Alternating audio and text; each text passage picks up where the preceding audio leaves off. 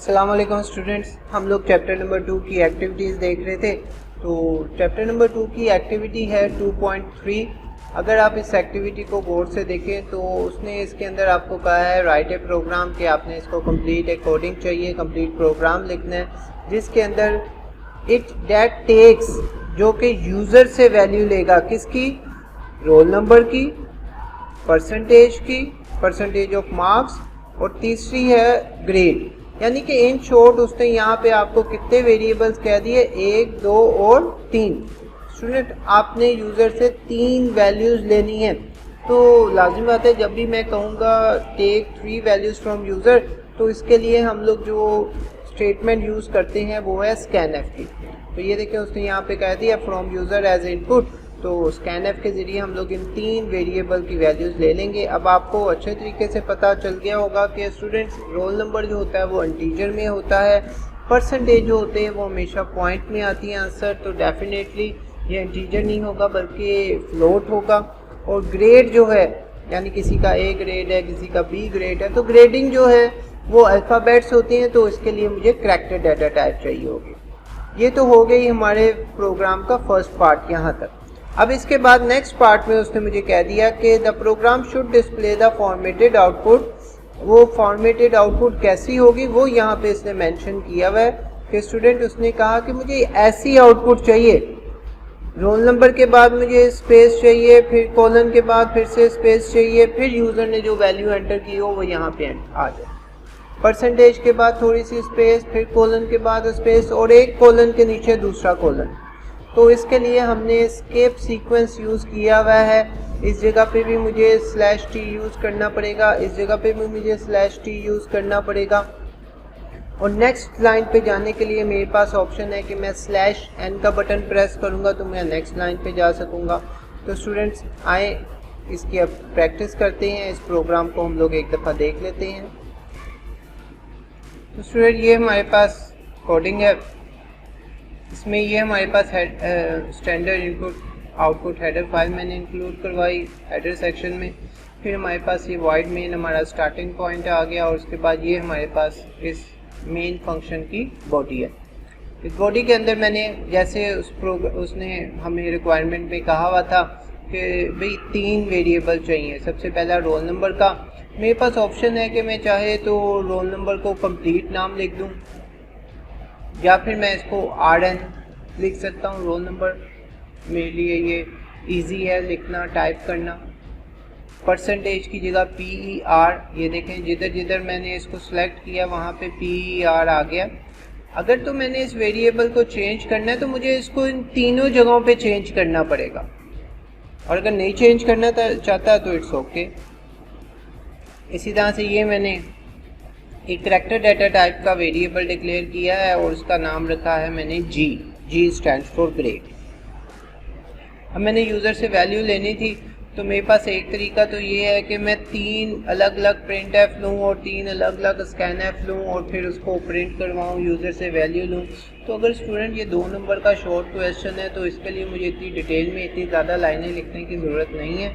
मैं simple 2 lines में इन तीनों वेरिएबल की इनपुट ले लेता हूँ एक साथ। एक ही दफ़ा उसको कह देता हूँ enter roll number, percentage, marks and grade, और स्कैनएफ के अंदर तीनों वेरिएबल के नाम लिख देता हूँ बारी बारी। ये देखिए रोल नंबर, PER और G।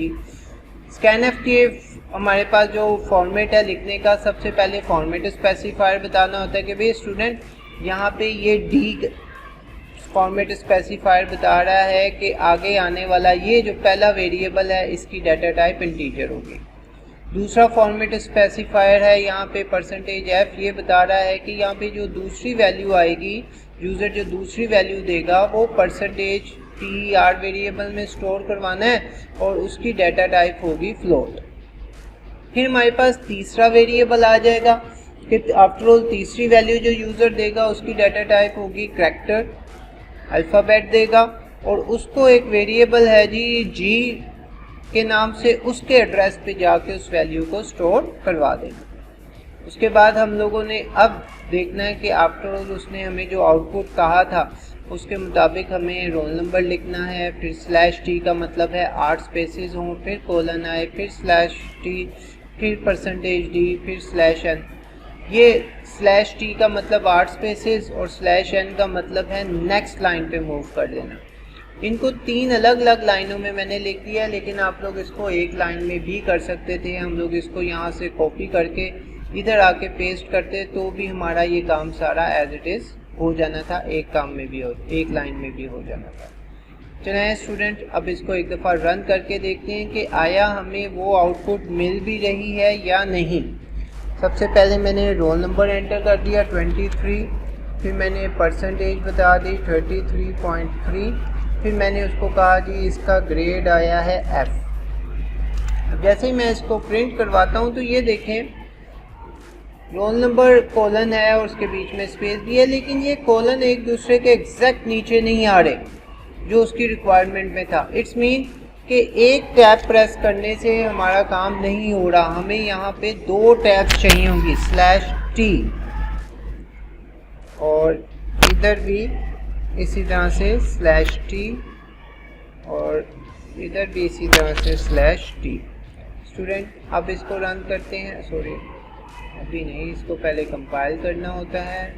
आफ्टर कंपाइल इसको रन कर सकते हैं, या ये जो तीसरा बटन है बिल्ड एंड रन का, उसको भी हम लोग एक साथ प्रेस कर सकते हैं। मैंने रोल नंबर एंटर किया 20, परसेंटेज 90 और A ग्रेड मैं इसको मेंशन कर देता हूँ। तो अब भी प्रॉब्लम स्टिल वही आ गई कि स्टिल ये थोड़ा सा आगे चला गया। इसको वापस लाने के लिए मैंने जो एक टैब एक्स्ट्रा यहाँ पे लिख दिया था उसको यहाँ से ख़त्म करना पड़ेगा, सिंगल टैब /t लिखना पड़ेगा। अब जब मैं इसको कंपाइल करके रन करता हूँ तो अब डेफिनेटली एग्जैक्ट वो आउटपुट आ जाएगी जो हमें चाहिए थी। ये देखिए, जैसे ही आउटपुट उसने हमसे डिमांड की थी बिल्कुल वही आउटपुट हमने यहाँ पे उसको निकाल के दे दिए। आपको मैं अभी छोटा करके दिखा देता हूँ। ये देखिए स्टूडेंट्स, ये आउटपुट उसने हमें कहा था कि यहाँ से लेके तो ये 3 लाइनों की आउटपुट एग्जैक्टली वही आउटपुट है जो यहाँ पे है। आप गौर से देखेंगे तो आपको नज़र आएगा कि एग्जैक्ट कॉलन के नीचे कॉलन है और जो जो यूज़र ने वैल्यूज़ इनपुट की थी वैसे ही वो यहाँ पे शो कर रहा है। तो स्टूडेंट्स, यहाँ पे हमारा आज का लेक्चर ख़त्म हो गया। हमने जैसे उसने मुझे आउटपुट का कहा था हमने एग्जैक्ट वैसे ही आउटपुट उसको दे दी है। ओके स्टूडेंट्स, नेक्स्ट लेक्चर में मिलेंगे हम लोग, और अब नेक्स्ट एक्टिविटी में मैं आपको बताऊंगा कि आगे फर्दर क्या काम है। Till then take care and अल्लाह हाफिज़।